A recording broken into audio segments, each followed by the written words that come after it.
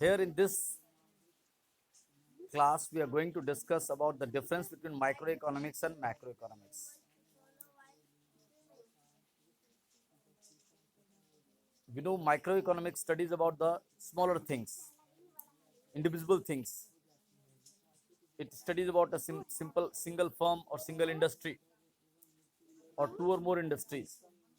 But macroeconomic studies about economy as a whole. It studies collectively about all industries, about all firms, about all consumers, about all individuals, about all products. So let us see here what is the difference given between the micro and macro economics. The first difference is microeconomics is that part of economic theory which studies the behavior of individual units of an economy.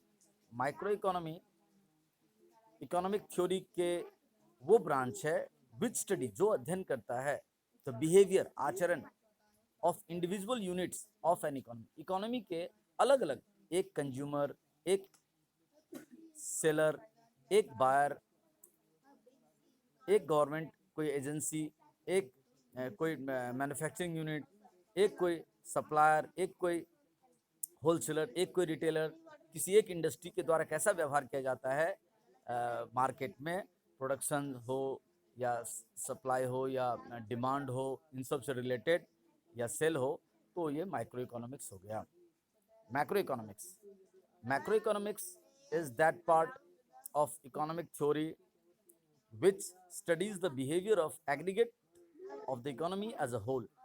Macroeconomics economic theory का वह हिस्सा है which studies the behavior, वो आचरण अध्ययन करता है, ये भी आचरण अध्ययन करता है, but how aggregates of the economy as a whole, पूरे अर्थव्यवस्था का समग्र रूप से सारे फर्म्स को मिला के, सारे इंडस्ट्रीज को मिला के, सारे कंज्यूमर्स को मिला के, सारे सेल्स को मिला करके, सारे सप्लायर्स को मिला करके, यानी पूरे देश का एक साथ स्टडी करते हैं.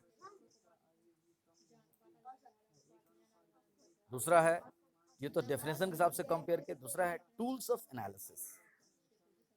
माइक्रो इकोनॉमिक्स में individual demand, individual supply, market demand, market supply के हिसाब से एनालिसिस करते हैं.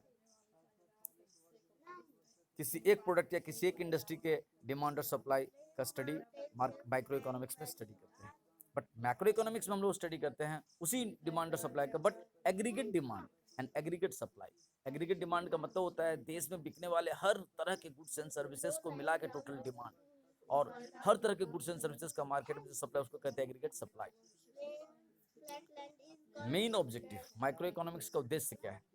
It aims to determine price of a community और factors of production. Microeconomics basically मदद करता है कि कोई भी एक प्रोडक्ट जो इकोनॉमी में प्रोड्यूस हुआ और मार्केट में बिकने जा रहा है तो उसका प्राइस कैसे डिसाइड हो. और it aims to determine income and employment level of the economy. Macro economics किसी भी इकोनॉमी में लोगों का आमदनी और सारे फैक्टर्स ऑफ प्रोडक्शन को रोजगार मिला है कि नहीं मिला है, ओवर एम्प्लॉयड है कि अंडर एम्प्लॉयड है, ये सब स्टडी. इनकम, स्टैंडर्ड इनकम सबके पास है कि बिलो स्टैंडर्ड इनकम है, जीरो इनकम है, नेगेटिव इनकम है, सरप्लस इनकम है, ये सब स्टडी हम लोग ओवरऑल इकोनॉमी में मैक्रो इकोनॉमिक्स में करते हैं. बेसिक एजम्पशंस, माइक्रो इकोनॉमिक्स में क्या क्या मान्यताएं हैं? It assumes all the macro variables to be constant. That is, it assumes that national income, consumption, savings, etc. are constant. मतलब जब हम माइक्रो इकोनॉमिक्स के बारे में स्टडी करते हैं तब हम उसके मैक्रो एलिमेंट जो होते हैं, जैसे कि पूरे ओवरऑल इकोनॉमी का नेशनल इनकम, पूरे ऑल ओवर इकोनॉमी का कंजम्पशन पैटर्न, पूरे ऑल ओवर इकोनॉमी का सेविंग्स पैटर्न, पूरे ऑल ओवर इकोनॉमी में प्राइस, ये सब चीज़ों को कांस्टेंट मानकर स्टडी करते हैं. प्राइस राइज या इन्फ्लेशन टॉपिक सबको कांस्टेंट मानकर स्टडी करते हैं. But when we talk about the macro economics, ये क्या है? It assumes that all the micro variables like decisions of households and firms, prices of individual products etc.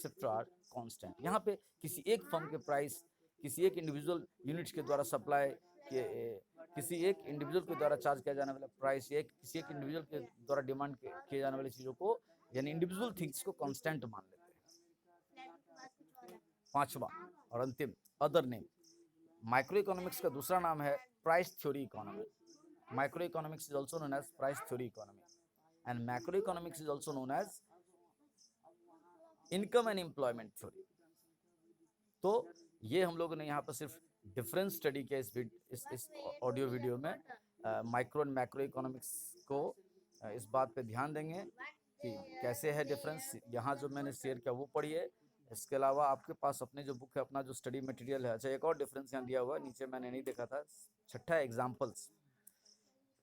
Individual demand forms output, मतलब किसी individual customer के द्वारा, किसी individual market के द्वारा डिमांड का स्टडी करते, किसी इंडिविजुअल सेलर का सप्लाई, किसी मार्केट का टोटल सप्लाई, किसी मार्केट का, सारे मार्केट का नहीं, देश का, और किसी सिंगल फर्म का आउटपुट यानी प्रोडक्शन, किसी किसी किसी सिंगल इंडस्ट्री का आउटपुट को स्टडी करते हैं। नेशनल इनकम, लेकिन मैक्रो इकोनॉमिक्स में नेशनल इनकम या नेशनल आउटपुट यानी पूरे देश का ओवरऑल कितना प्रोडक्शन है, ओवरऑल कितना डिमांड है, ओवरऑल कितना सप्लाई है, ये स्टडी मैक्रो इकोनॉमिक्स में करते हैं। तो इस तरह से ये जो मैं बात आपको समझाया, इसको आप पढ़ेंगे, समझेंगे, शेयर करेंगे। दिक्कत हो तो मेरा सेल नंबर 9333124957 पे शेयर क्वेश्चन फ़ोन करके पूछेंगे। Thank you.